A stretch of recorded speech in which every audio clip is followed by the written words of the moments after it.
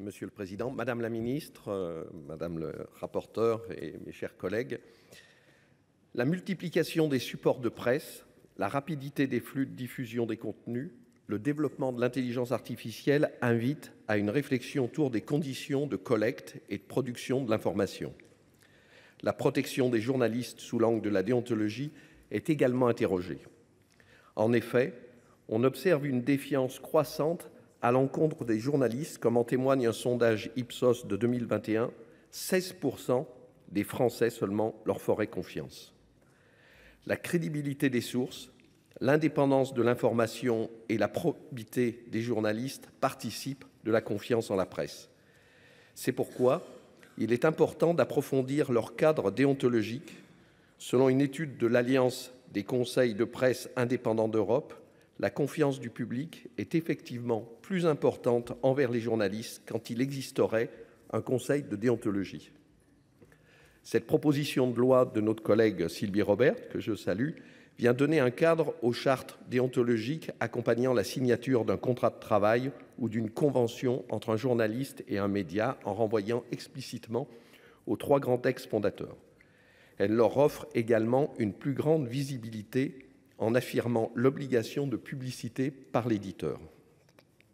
Si je salue cette mesure ainsi que celle de rendre plus visibles les comités d'éthique par la publicité de leurs avis et le mécanisme de saisine en ligne, je propose d'aller plus loin, d'aller jusqu'au bout de cette logique. Poursuivant l'objectif de renforcer le cadre déontologique de la profession journalistique, je propose de créer un ordre des journalistes composé de journalistes professionnels.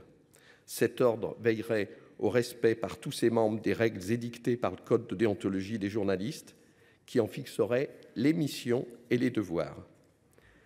Il me semble en effet que les membres d'une profession sont les plus compétents pour définir les principes la régissant et les critères de son appartenance. C'est la garantie de l'indépendance des journalistes et de leur protection vis-à-vis de leurs employeurs. Cet ordre devra aussi délivrer la carte de presse. Aujourd'hui, la loi prévoit qu'elle est accordée sur la base de critères essentiellement économiques. La personne y prétendant doit tirer au moins 50% de ses ressources de son activité de journaliste. Or, ce critère n'est plus cohérent au regard de la réalité économique de la profession de journaliste. En effet, la chute des revenus liés au journalisme a pour conséquence d'empêcher de nombreux professionnels d'être titulaires de cette carte. Je citerai par exemple les journalistes d'investigation, les réalisateurs de documentaires ou les photojournalistes.